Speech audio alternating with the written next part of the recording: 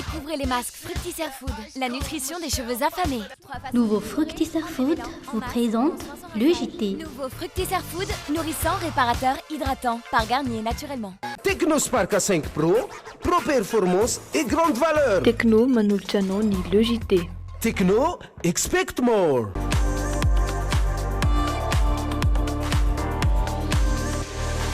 Luxor, le plaisir du confort. En termes de qualité ou de professionnalisme, je mise pour le CNAM. Le CNAM vous présente le JT. Apprendre au CNAM change votre vie. Yes, oui CNAM. Les dernières actualités avec le JT et la carte Visa Mvoul. La carte Visa Mvoul, une carte internationale, sans engagement, sans compte bancaire. Le monde entier accepte Mvoul.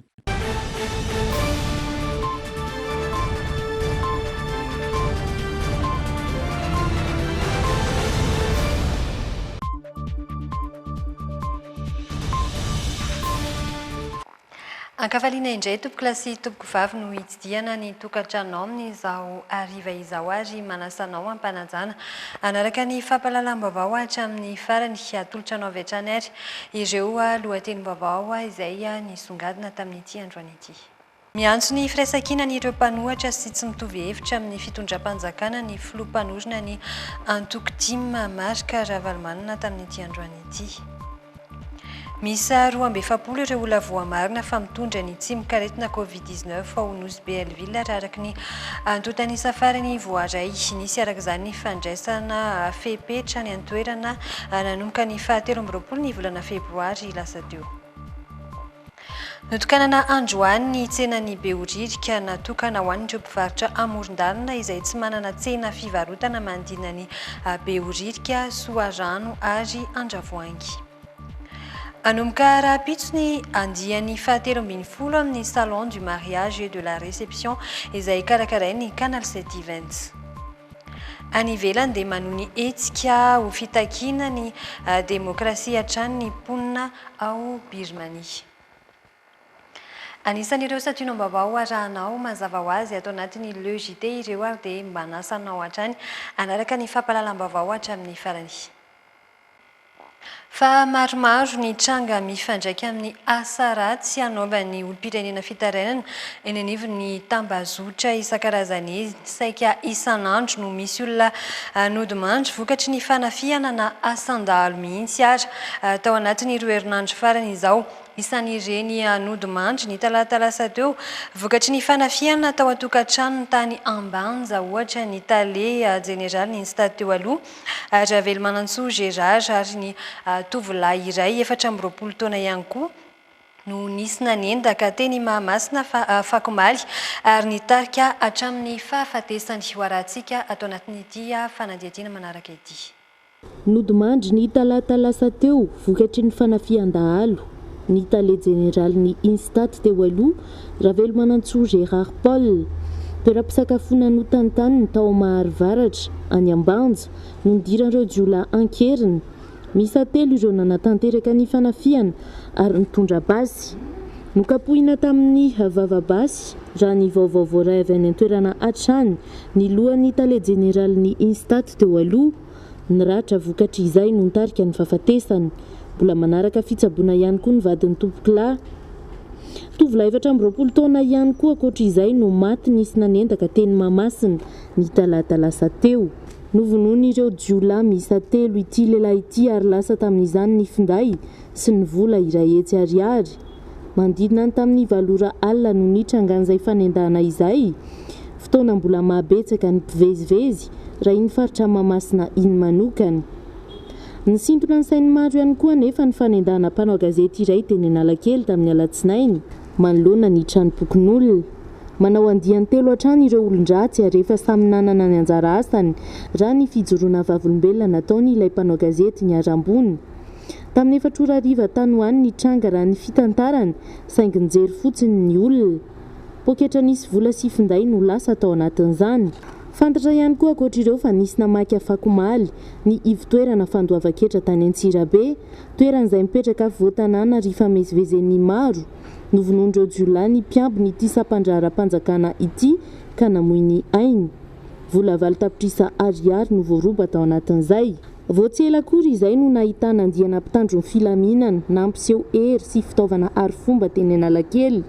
Mialohan'ny fitsangatsanganana ataon'ny miara-manonja teny Amerika sy Nara teo dia efa nampilazana avy eo anivon'ny Emofar fa ho hita isaky ny kion-dalana ny mpitandro ny filaminana, isorohana ny mety ho fanakorontanana ary fiarovana ny vahoaka sy ny fananana.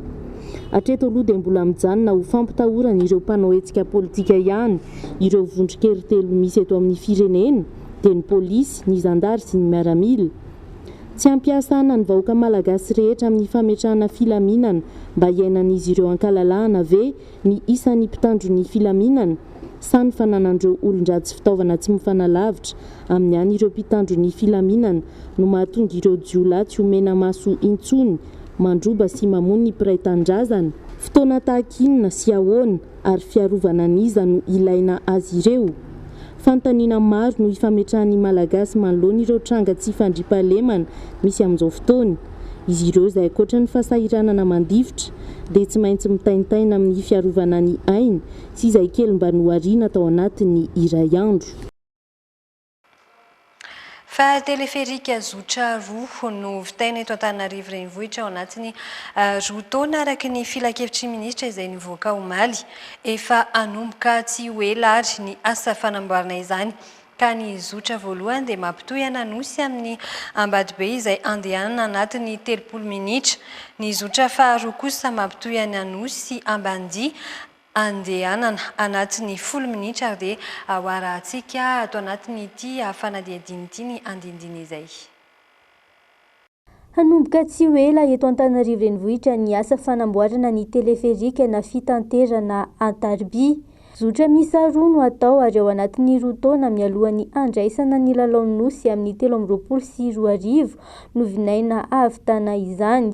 Ny zotra voalohany dia ampitohy Ananosy Ambatobe izay andehanana anatin'ny 30 minitra sy 1,20 kilometatra ny refiny ary antsoina hoe zotra mena na ligne rouge, ahitana fiantsonana 4 sy pilona miisa 7 Ny zotra faharoa kosa indray dia ampitohy Ananosy Ambandia izay andehanana ao anatin'ny 10 minitra monja, antsoina hoe zotra mavo na ligne jaune, mirefy 2,4 kilometatra, ahitana fiantsonana miisa 8 sy pilona miisa 450. Kabina miisa 470 sy 100 afaka mitondra olona 10 hatramin'ny 12 no hiasa amin'ireo zotra roa ireo ka mpandeha eo amin'ny 8 sy 2 alina hatramin'ny 8 sy 3 alina no vinaina ho voatatitra ao anatin'ny iray andro. Efa eo ampanaovana fanadihadiana aran'ny tontolo iainana mahakasika izany ny orinasa mpanatanteraka ankehitriny. Ny fiadidinan'ny Repoblika miaraka amin'ny Ministeran'ny Fitanterana, Fizahantany ary ny Famantarana ny Toetrandro sy ny Ministeran'ny Fanajariana ny Tany sy ny Asa Vaventy ary ny tanànan'Antananarivo no miandraikitra ny fanarahana ny fanatanterahana ny asa araka ny filan-kevitry ny ministra nivoaka omaly. Vaovao any Nosy Elville kosa indray dia fantatra izao fa misy 270 ireo olona voamarina fa mitondra ny tsy mikaretina Covid-19 araka ny antotany safarany voaray. Nandray fepetra ny fitondram-panjakana any an-toerana nanomboka ny 17 ny volana febroary lasa teo manoloana ny fianaky ny Covid-19 any an-toerana. Voarara ny fivoriana sy famoriana olona araka izany dia tsy misokatra aloha ny toeram-pikarakarana lanonana rehetra no ferana 420 ray ihany koa ny ora izay iandrasapaty any Nosy Elville misy hatrany etsy andaniny ny famindrahana fanafody ireo toerana maro olona any an-toerana. Tsy voalaza anatin'ity didim-pitondrana no raisin'ny prefektura ny tanàna ny Nosy Elville ity ny fandraisana fepetra amin'ny fanidina ny sistaniny ao an-toerana mahalona ny fianaky ny Covid-19 ao amin'ny Nosy io amin'izao fotoana izao. Ahafahana mameny aretina kosa araka ny fanazavana voaray avy amin'ny prefektura ny tanàna dia noferana ny fahazona mivezivezy sy mifamoriana olona na ato ny fety sy ny fampisehoana ara-javakanto ary ny alipandihizana ao Nosy Elville. Tsy misy afaka mivoa araka izany ny toeram-pikarakarana lanonana rehetra. Fepetrahano raisina ihany koa ny fanakatonana amin'ny 3 ora tolakandro ny tsena isaky ny alarobia sy sabotsy. Nampiarina ireo nanomboka ny 17 ny volana febroary lasa teo. Nilaza ny praiminisitra lehibe ny governemanta androany fa ny akoragora ny fanajana ny sakana ara-pahasalamana tao ao tao Nosy-Béelville takina nefa ny fanajana izany ahafahana mampandeha ny fizahantany any an-toerana. Rariny dia rariny atsika tsy maintsy mananjalanja. Ilaina ny fampandehanantsika ny seha-piarina ohatra ny fizahantany. Ilaintsika mba azohoany Nosy-Bé manokana dia ny setra manokana ao amin'izany seha-piarina fizahantany zany Nosy-Bé. Fa kosa misy zavatra takina. Ny takina dia ny fanajana rehetrarehetra fipetra fototra ny amin'ny lafiny fahasalamana, ny lafiny filaminana zany. Azay no tonga atsika tsy maintsy mamerina tsindraindray ny hoe tolatsika ambany loatra izany fa tokony averina amin'ny tokony izy. Fa zay izy fa tsy hoe ka mianjana. Efa androso tamin'ny famindrana fanafody ny toerana isan-karazany tompony andraikitra ao Nosy-Béelville. Ity nosy ity izay nosokafan'ny fitondram-panjakana tahotriny amiana ara-pahasalamana ahafahana mandray mpizahatany na eo aza ny Covid-19. Ny agoragora nefa ny fanaraha-maso ny fanjakana amin'ny fanajana ny sakana ara-pahasalamana. Fa misa 7 kosa indray ireo voamarina fa voan'ny pesta teo anelanela ny volana aogositra 2024 ka hatramin'ny volana febroary 2024. Mitotaly 470 ireo namony ainy raha ny antotanisa izay navoaka ny ministeran'ny fahasalamam-bahoaka tao anatin'ny pejy Facebook-ny.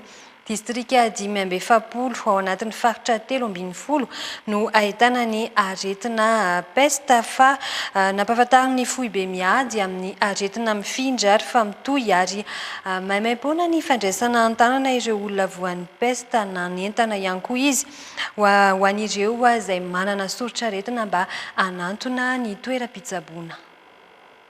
Nahitam-pienana ny tahan'ireo olona voan'ny pesta tamin'ity taona ity raha araky ny antotanisa navoaka ny ministeran'ny fahasalamam-bahoaka ao anatin'ny pejy Facebook-ny.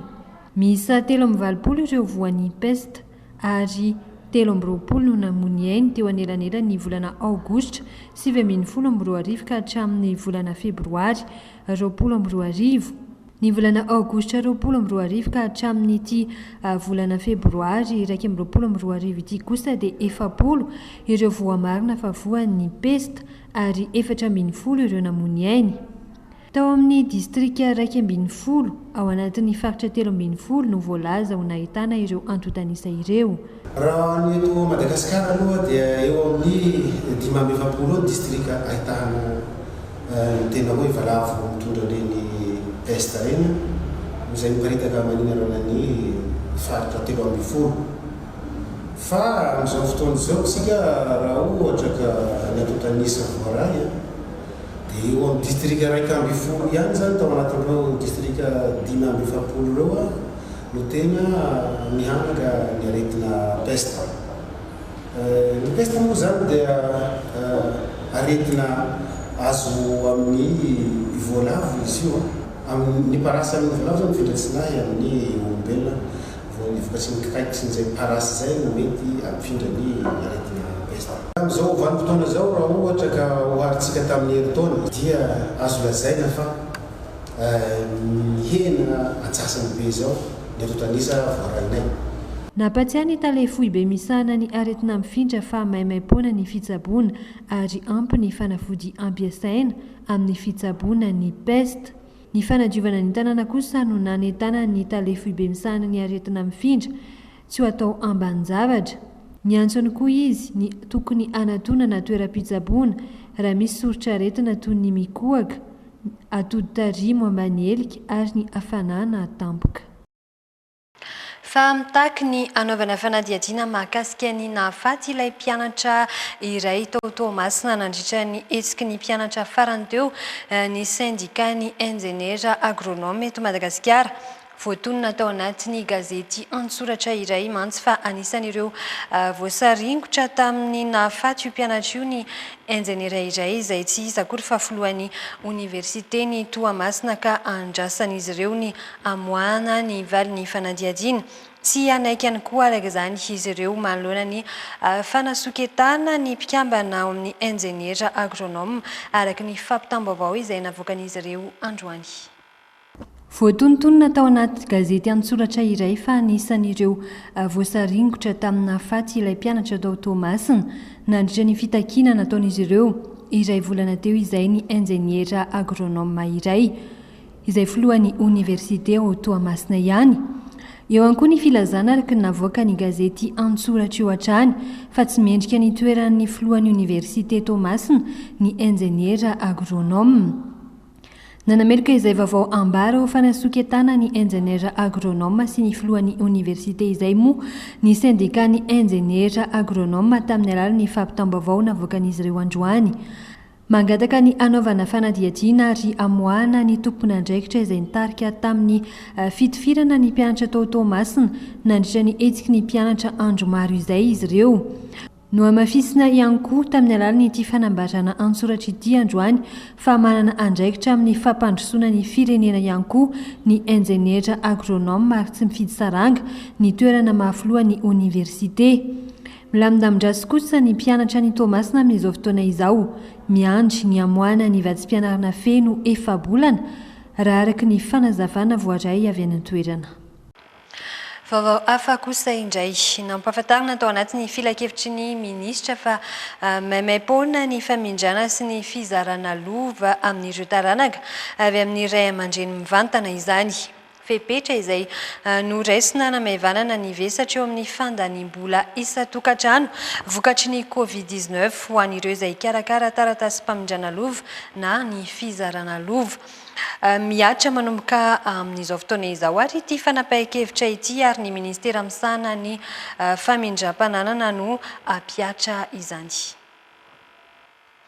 Fa notokanana tamin'ity androany ity ihany koa ny tsena ny Behoririka natokana ho an'ireo mpivarotra amoron-dalana izay tsy manana tsena fivarotana manodidina ny Behoririka, Soarano ary Andravoahangy. Mahazaka mpivarotra mihoatra ny 700 isa ity tsena ny Behoririka ity ary 500 ariary isan'andro ny aba-tsena alohan'ireo mpivarotra.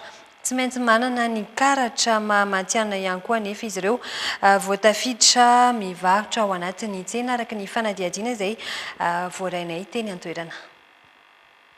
Mba ahafahana mandray ireo mpivarotra maro sy ahafahana mandamina ny lalana sy ny fifamoivoizana, natsangana ary notokanana androany ny tsena vaovao etsy Behoririka izay mahazaka mpivarotra mihoatra ny 700 isa. Ireo mpivarotra amoron-dalana tsy manana tsena fivarotana manodidina ny Behoririka, Soarano ary Andravoahangy no tafiditra ato anatin'ity tsena ny Behoririka ity. Ny tanjona dia ny hanomezana ny mpivarotra sy ny mpividy ary ireo mponina toerana madio sy milamina ary mendrika mba ho mpivarotra ara-dalàna. Hitantsika amin'ity lalana ity tena mpivarotra lamba, kiraro, cache-point, mpivarotra valizy ireny tena maro amin'ity lalana ity. Eto izy misy tafo, misy rivotra, misy fanadiovana, ny bloc sanitaire eto dia aloha izy hitambatra mba ahafahana ny mpanjifa mandeha amin'ny toerana iray rehefa mitady entana fa tsy mandeha amin'ny lalana. Efa manantena sahady araka izany ireo mpivarotra amoron-dalana manodidina ity tsena vaovao ity fa anisan'ireo ho tafiditra ao anatin'ny tsenan'ny Behoririka. Fa hatreto aloha mbola tsy nahazo fampahafantarana izy ireo. Efa nisy nozaraina tapakila ihany koa mahakasika ny fidirana anaty tsena ny sasany tamin'ireto mpivarotra amoron-dalana ireto. Ny rina sy ny eritreritray izany aloha dia tokony ho tafiditra ao anatin'ny tsena vaovao izy satria ity tsena ity dia tsena amin'ny Behoririka ny soratra amin'ito. Zahay nefa tena mpivarotra amin'ny Behoririka 20 taona eny efa teto. Mino angamba fa na ny mpitondra fanjakana na ny olona izay mandalo na n'iza tsisy tsy nafantatra hoe zahay no mivarotra sakosy teto Behoririka voalohany indrindra. Dia nefa izay zany dia manantena fa tokony ho tafiditra ao. Mbola tsisy aloha hatreto hoe ho tafiditra sa tsy ho tafiditra mbola point d'interrogation zany ilay izy hatreto aloha. Dia zao hoe vita ny tsena ny Behoririka hipetrahany ny mpivarotra amoron-dalana. Matoky sy mino hoe aloha fa zay tsy maintsy voalohany atsofoka voalohany indrindra satria zay ny tena mpivarotra teo amin'io devan'io tsena namboariny io. Nraisina le dike zany nizaraina tety dia efa nalaina na hatramin'ny anina kara-panondronay azy efa nadika any no nandraisana an'ilay isanay tety. Tsy mitombo ny aba-tsena ho an'ireo mpivarotra ho ampidirina ao amin'ity tsena vaovao eny Behoririka ity. 500 ariary isan'andro ihany no alohan'izy ireo. ary alohany ampidirana ireo mpivarotra dia tsy maintsy manana karatra mahamatianina avokoa izy ireo. Tsy mijanona treo ny fananganana tsena manara-penitra ataon'ny CUA hoy ny ben'ny tanàna fa efa andalana ihany koa ny etsy Anosy sy 720 hektara koa.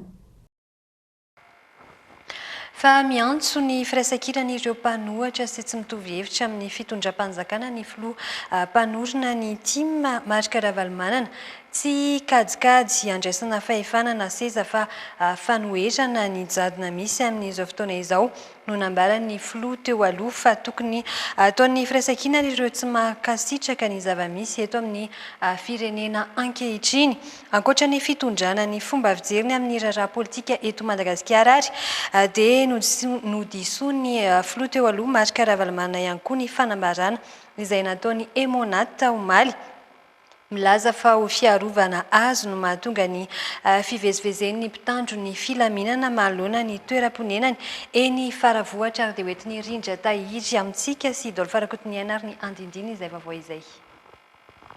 Fantsona iray natao hanampinan'ny vahoaka malagasy hamalina ireo fanontaniana sy hitondrana fanazavana amin'ireo teboka manjavozavo mahatonga ny fikatsoan'ny fiainam-pirenena amin'izao fotoana ny miara-manonja hoy ny filoha teo aloha Marika Ravalomanana tao anatin'ny fandarana manokana nataony. Fotoana izay nanehoany hevitra manoloana ireo fampiantsoana ny mpitarika ny fandaharana miara-manonja sy ny nisamborana ireo olon-tsotra ny salotra akanjo mena tamin'ny hetsika nokasaina atao ny sabotsy lasa teo.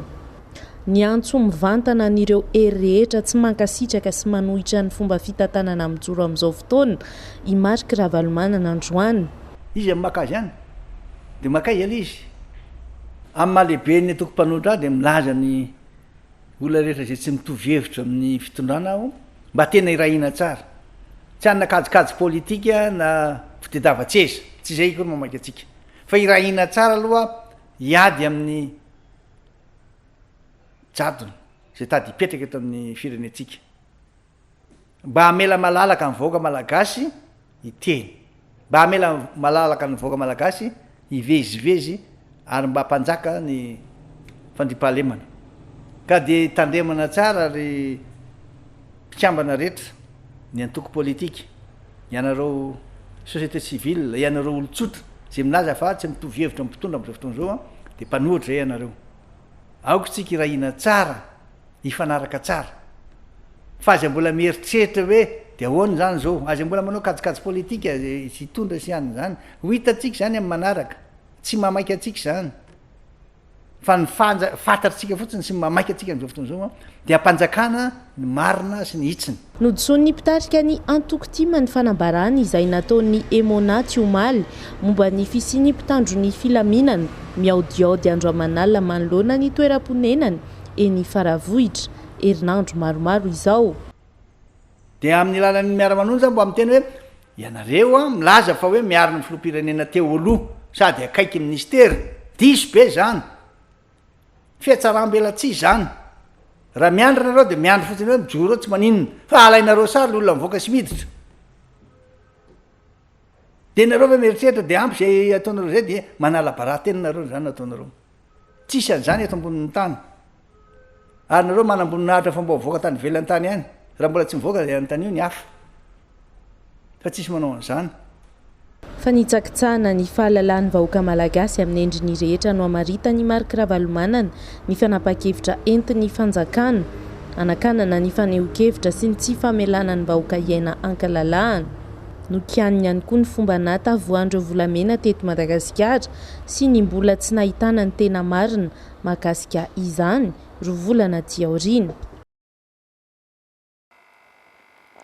Fa ao anatin'ny fanamboarana ny lalan'ny atody Antanety Mahazaza ao amin'ny distrika Ambohidratrimo, ny fanjakana sinoa amin'izao fotoana izao ahafahana mamoaka atody any amin'ny komina Antanety Mahazaza ny fahavitana lalana.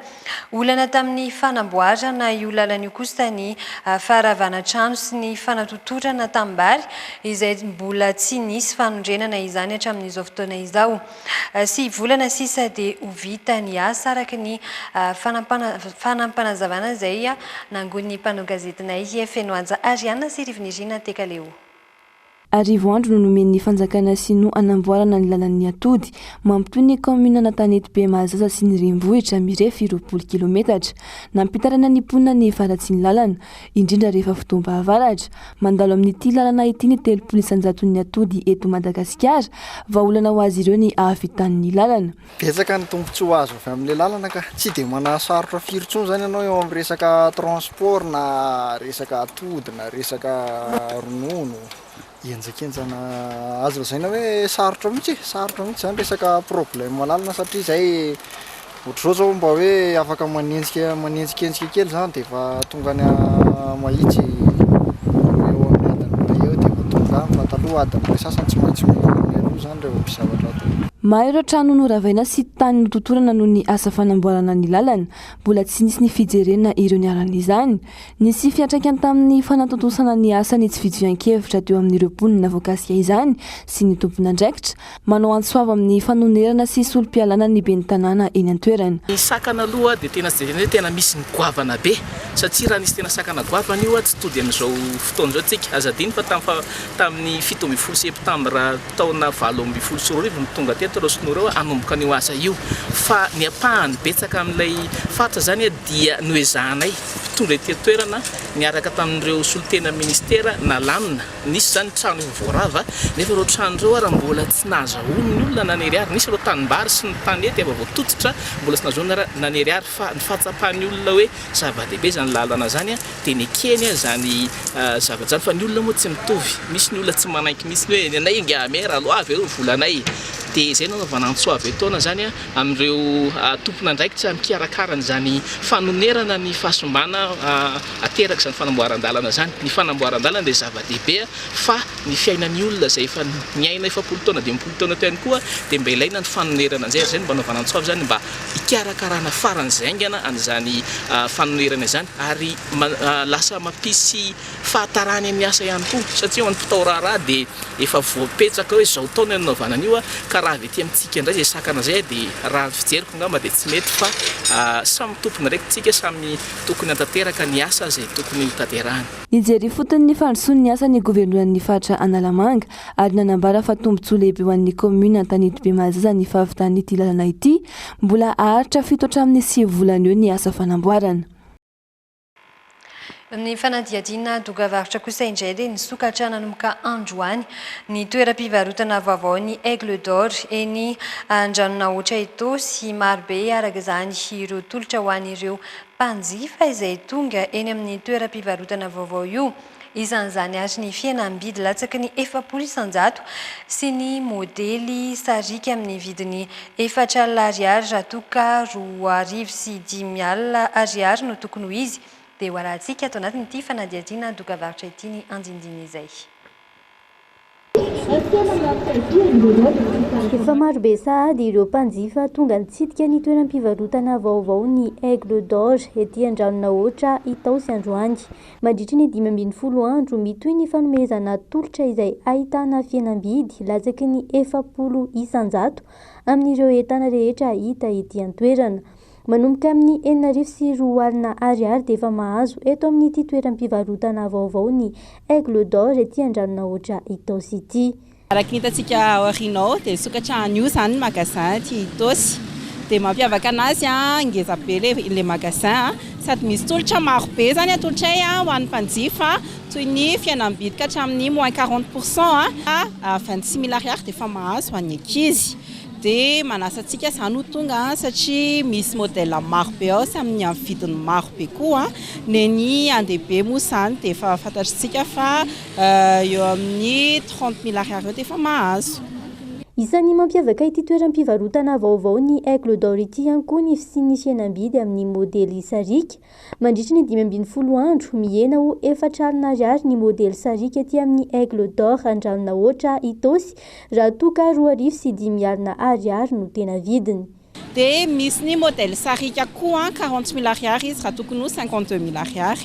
Ny fahataperan'ilay promotion zany dia eo amin'ny 15 jours eo fa manasa antsika ho tonga aloha satria araka ny faniavatantsika anazy vitsivitsy ny stock dia izay tonga aloha ihany ny mahazo. Dia manasa antsika rehetra anjifa vita malagasy dia manasa antsika koa anjifa any magasin Aigle d'Or ihany raha hividy kiraro aigle d'or satria efa maro zao ny osika dia raha tena te ho sursika hoe kiraro tena aigle d'or sy tena mafy manaraka ny fenitra aigle d'or dia aty amin'ny magasin ihany ahitana anazy. Ankoatra izay manao solda ihany koa ny toeram-pivarotana aigle d'or rehetra amin'izao fotoana izao. Miisa 530 izy ireo manerana ny Madagasikara, misokatra amin'ny 7 ora sy sasany maraina ny toeram-pivarotana ary mikatona amin'ny 5 ora sy sasany hariva. Fa anomboka raha-pitso ny andian'ny faha-13 amin'ny hetsika salon du mariage de la réception izay karakarain'ny Canal 7 events izany. Aritra 3 andro ny hetsika eny amin'ny lapan'ny fanatanjahantena, lapan'ny kolontsaina sy ny fanatanjahantena ny Mahamasina. Fitandroan'ny fanomanana ny toerana andraisana ny hetsika, nisy ny famindrana fanafody, efa vonina ho amin'ny raha-pitso kosa ireo mpandray anjara araka ny fanazavana izay voaray ny mpanao gazetinay feno anja Ariana sy Anjara Kotonoray ny tena toerana. Rahampitso no fotoana amin'ny salon du mariage et de la réception andian'ny faha-13 ny palais des sports Mahamasina no mandray ny hetsika amin'ny taona ity. Araka ny afantarana ity hetsika arabatro ny Canal 7 events ity dia marobe ireo mpandray anjara misehatra eo amin'ny tontolon'ny fety aman-danona no hita ao, singanina manokana amin'izany anefa ny fetim-panambadiana. Eto mpanomanana sy efa vonina ny andray anareo ireo mpandray anjara maro dia maro ety amin'ny palais des sports mandritra ny salon du mariage et de la réception andian'ny faha-13. Manomboka raha-pitso moa izy io, zany raha-pitso zoma faha-20 ny volana febroary mitoy ny sabotsy faha-7 ny volana febroary ary mifarana ny lahady faha-20 ny volana febroary izao. Araka ny hitanareo ato aorinato dia misy anireto karazana robe de mariée reto amin'ny endriny samihafa sy amin'ny lokony samihafa ato amin'ny salon du mariage. Efa afaka miomana sahady ianareo vonina ny tsidika an'ireo stand maro be. Misy ihany koa ety robe ho an'ireny tovovavy na ohatra hoe demoiselle d'honneur na ihany koa ianareo tompopety misy karazana robe samihafa mihitsy eto hoentina anatanterahina ny fety na hoentina ihany koa hamonjy lanonana. Karazana entana maro moa zany no afaka hitanareo ety ary stand maro no afaka tsidiany ety mandritra an'izay 3 andro ny fanatanterahina ny hetsika izay. Vonina ny andray ireo mpitsidika ny salon du mariage et de la réception, efa maro ireo mpandray anjara ny roso tamin'ny fanomanana ny tranoheva ny androany. Efa vonina zay efa elaela zay nefa niomana dia ato zany zay juste ohatrany hoe manodikodina arak'izay mba eritreretanay ivoan'le izy fotsiny. Manasa anareo zay ho anareo zay hanorina tokantrano na mieritreritra ho amin'izay na ho amin'ny titonty na mbola ho amin'ny taona ho avy tonga ava dia amin'ny salon du mariage sady mba manala stress no mahita hevitra ihany koa no manampy anareo koa le izy au lieu de hitotototo mety hoe resaka carturiana nefa ato zao tonga dia hitanao ato daholo ny karazana espace rehetrarehetra au lieu de hoe andeha ho any amin'ny toerana maro isan-karazany ianao zany dia tonga aty ianao dia ohatrany hoe tonga dia efa mba hoe eto ianao dia mikisaketsy dia avy eo dia manao choix fotsiny sisa ianao rehefa avy eo dia manasa anareo zay tonga ava mitsidika salon du mariage dia rehefa tonga dia aza adiny mitsidika ny stand numéro 20 JVP mariage. Nofendrana rano mpanafody tato amin'ny palais des sports androany entina manaja ny fepetra ara-pahasalamana, misokatra amin'ny 9 ora marina ny vavahady ety amin'ny salon du mariage et de la réception ary midy amin'ny 9 arivo. 3 arivo ariary ny vidim-pidirana, takina amin'ireo mpitsidika ny fanaovana aro vava sy orona rehefa ety an-toerana. Eo amin'ny maresaka iraisam-pirenena kosa indray tsara toerana ho aparitaka amin'ny tsenanatiny ao États-Unis ny vaksiny laboratoire Johnson & Johnson mahery ny 3 tapitrisa ireo tsinjaraina manomboka amin'ny herinandro ho avy izao. Azo antoka sy vao marina tsara ity vaksiny Covid-19 ity raha araka ny fanazavana. Ce vendredi, une réunion du comité... Amin'ny herinandro avy izao no tsinjaraina manerana ny fivarotam-panafody ao États-Unis ny vaksiny laboratoire Johnson & Johnson rehefa nazahoana lalana. Mahery ny 3 tapitrisa ireo vaksiny efa vonina raha ny fantatra. No amafisin'ny sampandrara Amerikana momba ny fanafody na ny FDA ny alarobia 4 febroary lasa teo fa mahomby sy azo antoka ity vaksiny ity. Nampiarahany tamin'ireo antony tantaratasy manaprofo izany fanomezan-dalana izany. Nahita ampivoarana trany ity vaksiny ity nandritry ny fotoana namolavulana azy. Raha ny fanadidinana nataon'ny FDA hatrany. azo antoka fa mandresy ny tranga mampiaya hatramin'ny 5.25 isan-jato izany raha ny ao Etazonia no asiany teny. No vinavinaina ho raika amin'ny 20.57 isan-jato kosa ho an'ny Afrika Atsimo ary 7.20 isan-jato ao Brezila. Nambarany ihany koa anefa fa ny olona vita vaksiny dia mety ho tratry ny aretina ihany saingy hatanjaka kokoa ny hery fiarovana ao anatiny. Eritaona latsaka kely izao no namola vilana ity vaksiny ity. Efa maro ny andrana natao, isan'izany ny tamin'ny volana janoary lasa teo ary nahitana fahombiazana hatrany izany. Efa mahery ny 4,7 alina kosa ireo olona nanaiky nanaovana fanandramana mialohan'izao. Isan'ny mampiavaka ity vaksiny ity ny fahamoran'ny fitehirizana azy. Natao indrindra izany mba tsy hanano sarotra ny fitsinjarana sy ny fivarotana azy eny an-tsena. Eo amin'ny maresaka iraisam-pirenena izay hatrany manon ny hetsika ho fitakiana ny demokrasia hatrany ny mponina ao Birmania amin'izao fotoana izao. Nametraka sazy ho fanamelohana ny fampiasan-kery ataony miaramila ny teo anivon'ny vondrona Européenne sy ny ministry ny raharaham-bahiny. À Mandalay, au centre du pays, à Rangoon, plus au sud. Mbola mitohy ny fihetsiketsehana ataon'ny vahoaka ho fanoherana ny jadona ao Birmania hatramin'izao. Anetsiny hatrany ireo vahoaka mitaky ny demokrasia sy ny fampiatona ny fitondrana miaramila. Nandritry ny 3 herinandro nanomboan'ny hetsika, nahitana fampiasan-kery ny mpitandro ny filaminana hatrany tany an-toerana. Olona 3 no efa lavo nandritry ny fifandonany miaramila sy ny vahoaka. Efa nisy ny fandrarana nataony teo anivon'ny vondrona Européenne sy ny ministry ny raharaham-bahiny G7 kanefa ataony hoditsihitsy izany. Nilaza ny ampiatra sazy ho an'ireo izay mbola minimanao tsindry azo lena amin'ny vahoaka ireto farany. Tsy salasala ny andray fepetra amelezan'ireo izay mbola manao herisetra sy manakana ny safidim-bahoaka ny filohan'ny diplomasia Amerikanina Anthony Blinken raha ny nambarany. Nolazainy ihany koa fa hanohana hatrany ny vahoaka Birmania izy. Nisy ny antso izay nataony mba hampitsahatra ny hetsika am-pilaminana. Teo ihany koa ny fitakiana ny famoahan'ireo izay voasambotra tsy ara-drariny tamin'ity raharaha ity. Na izany aza nefa, milaza ho tsy hitony mora foana ny vahoaka mandra-pivaly ny fitakiana ataony.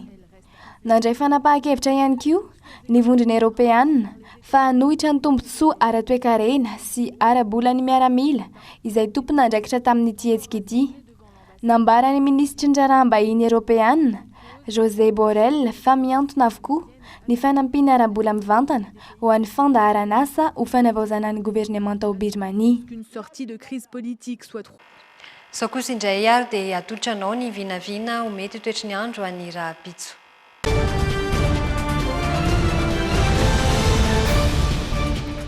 Anorana amin'ny ankabeny ny toetry ny andro any amin'ny faritidiana sy Sava ny maripana ihany koa araka izany dia nahitana fidinany 4.20 degré Celsius ny maripana farany ambany ho Diana, 3.20 degré Celsius ny maripana farany ambany any Sava ary mitovy 4.20 degré Celsius ny maripana farany ambony any amin'ireo faritra roa ireo. Amin'ny faritry Boeny, Melaky, Sofia, Betsiboka dia saika izay orana izay ihany koa no mamaritra ny toetry ny andro any Sofia sy Betsiboka any. Raha toa ka isy ny tandrifondrahoana ao amin'ny faritry Boeny sy Melaky, 4.20 degré Celsius ny maripana farany ambany any Boeny, raha toa ka 3.0 degré Celsius ny maripana farany ambony. Tsy mifanalavitra amin'izay ihany koa ny any Melaky, Sofia ary Betsiboka, 4.20 degré Celsius ny maripana farany ambany any Melaky, 3.30 degré Celsius ny maripana farany ambony. Any Sofia 4.20 degré Celsius ny maripana farany ambany, raha toa ka tafiakatra hatrany amin'ny 2.30 degré Celsius ny maripana farany ambony any Betsiboka ihany koa, 5.20 degré Celsius ny maripana farany ambany, raha toa ka 2.30 degré Celsius ny maripana farany ambony. Any amin'ny faritra Atsinanana, Analanjorofy ary Alaotra Mangoro, anorana amin'ny ankabeny. Any amin'ireo faritra telo ireo 2 degré Celsius ny maripana farany ambany, any Alaotra Mangoro ary 3 degré Celsius ny maripana farany ambony. Tsy fanalavitra amin'izay ny any Analanjorofo sy Atsinanana ahitana ny maripana 13 degré Celsius ny maripana farany ambany. Any amin'ireo faritra 2 Analanjorofo sy Atsinanana raha toa ka tafakatra hatrany amin'ny 13 degré Celsius ny maripana farany ambony any Atsinanana. Ho an'ny eto afovoantany kosa indray izay ahitana ny Bongolava, Itasy, Analamanga, Vakinankaratra dia saika hitoetra ihany koa izay orana izay anorana ho an'ny eto Analamanga, Vakinankaratra. Ho an'ny Rahapitso ahitana ny maripana farany ambany ny Vakinankaratra any 4 degré Celsius raha toa ka 20 degré Celsius ny maripana farany ambony. Tsy fanalavitra amin'izay ny eto Analamanga 17 degré Celsius ny maripana farany ambany, raha toa ka 17 degré Celsius ny maripana farany ambony. Ao Bongolava 20 degré Celsius ny maripana farany ambany, raha toa ka 30 degré Celsius ny maripana farany ambony. Any Itasy 20 degré Celsius ny maripana farany ambany ary tafakatra hatrany amin'ny 15 degré Celsius ny maripana farany ambony. Any amin'ny faritry Amorimani, Matsihatra ambony, anorana. Any amin'ireo faritra roa ireo 20 degré Celsius ny maripana farany ambany. Any amin'ireo faritra roa ireo 13 degré Celsius ny maripana farany ambony any Amorimani ary 20 degré Celsius kosa ny maripana farany ambony any Matsihatra ambony. Ifandimby ny rahona sy ny masoandro any Orombe, Vadivavy Fitovonany, Atsimo Atsinanana ary tsy mifanalavitra ny maripana ho an'ireo faritra telo ireo 20 degré Celsius kosa ny maripana farany ambany any Orombe ihany ary raha toa ka tafakatra 20 degré Celsius ny maripana farany ambony, 20 degré Celsius ny maripana farany ambany any Vadivavy Fitovonany, raha toa ka 30 degré Celsius ny maripana farany ambony Atsimo Atsinanana, 14 degré Celsius ny maripana farany ambany, araka amin'ny 30 degré Celsius kosa ny maripana farany ambony. Amaranantsika azy ny any amin'ny faritry Menabe, Atsimo Andrefana, Androy ary Anosy, mbana ihany koa ny tandrifindrahona, isy ny orana tandrifindrahona ny Androy sy Anosy, 15 degré Celsius ny maripana farany ambany ny Androy, 30 degré Celsius ny maripana farany ambony ny Androy ihany. Any Anosy kosa dia 14 degré Celsius ny maripana farany ambany, raha toa ka tafakatra hatrany amin'ny 30 degré Celsius ny maripana farany ambony. Ao Menabe sy Atsimo Andrefana dia ifandimby ny rahona sy ny masoandro, 14 degré Celsius ny maripana farany ambany, raha toa ka tafakatra hatrany amin'ny 30 degré Celsius ny maripana farany ambony. Atsimo Andrefana 13 degré Celsius ny maripana farany ambany, raha toa ka tafakatra hatrany amin'ny 30 degré Celsius ny maripana farany ambony. Dia iny ihany koa no manakatona ny logité topokilasy topoko vavy ankasitrany ianao. Nanaraka izany hatramin'ny farany ary manome fotoananao ho an'ny Rahapitso indray. Veloma tompoko.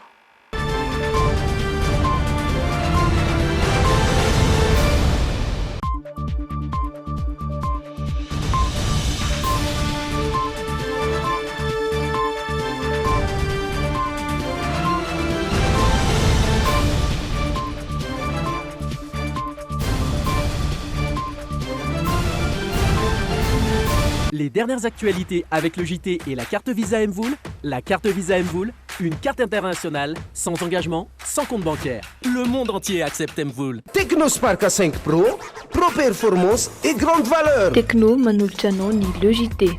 Techno, expect more.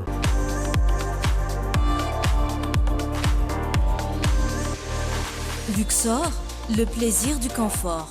En termes de qualité ou de professionnalisme, je mise pour le CNAM. CNAM vous a présenté le JT. Apprendre CNAM change votre vie. Yes, oui CNAM. Nouveau Fructis Food, shampoing et démêlant à 98% d'ingrédients d'origine naturelle. Nouveau Fructis Food vous a présenté le JT. Nouveau Fructis Food, nourrissant, réparateur, hydratant. Par Garnier, naturellement.